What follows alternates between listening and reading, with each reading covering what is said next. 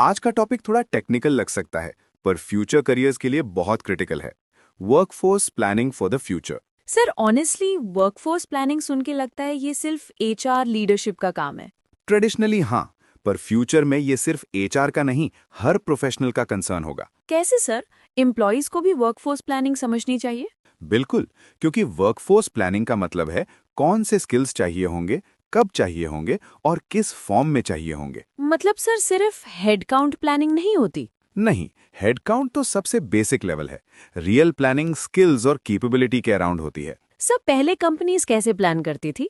Stable roles के basis पे, fixed job descriptions, fixed career paths. और अब रोल्स से ज्यादा स्किल्स मैटर करती हैं। सर ये चेंज क्यों आया? टेक्नोलॉजी, ऑटोमेशन और बिजनेस वॉलेटिलिटी की वजह से। मतलब जो स्किल्स आज इम्पोर्टेंट है कल इररेलेवेंट हो सकती है। एग्जैक्टली और इसीलिए फ्यूचर वर्कफोर्स प्लानिंग डायनामिक होती है। सर एचआर का रोल क्या होता है इसमें?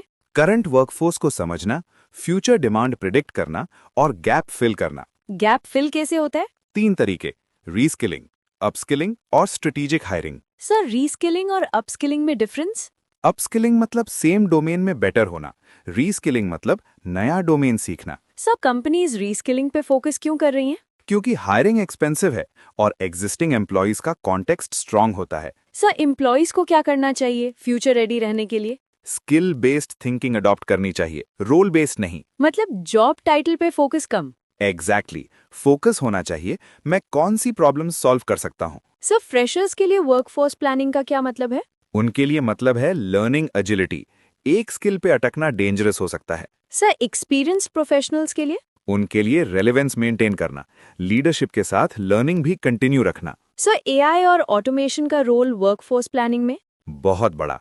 रूटीन टास्क्स ऑटोमेट होंगे, जजमेंट बेस्ड रोल्स बढ़ेंगे। मतलब सॉफ्ट स्किल्स और थिंकिंग स्किल्स ज्यादा इंपॉर्टेंट हो जाएंगी। Yes, critical thinking, decision making और collaboration. Sir workforce planning fail हो जाए तो क्या होता है? स्किल शॉर्टेजेस, ओवरवर्क टीम्स और slow growth. Sir workforce planning का सबसे बड़ा चैलेंज? अनसर्टेनिटी। एग्जैक्ट फ्यूचर कोई नहीं जानता। तो प्लानिंग कैसे करें जब फ्यूचर क्लियर ही नहीं? रिजिड प्लान्स नहीं, फ्लेक्सिबल फ्रेमवर्क्स बना के। सर फाइनल टेक अवे क्या होना चाहिए? फ्यूचर वर्कफोर्स प्लानिंग का मतलब परफेक्ट प्रिडिक्शन नहीं, फास्ट अडेप्टेशन। मतलब सर करियर भी फ्लेक्सिबल बनाना पड़ेगा। एग्जैक्टली जो अडेप्ट करता है वही रेलेवेंट रहता है। Thank you sir. अब वर्कफोर्स प्लानिंग सिर्फ एचआर कॉन्सेप्ट नहीं लग रहा। वही पॉइंट था। अगर ये डिस्कशन यूजफुल लगा हो, लाइक, सब्सक्राइब, शेयर करो और याद रखो, फ्यूचर को प्रेडिक्ट नहीं, प्रिपेयर किया जाता है।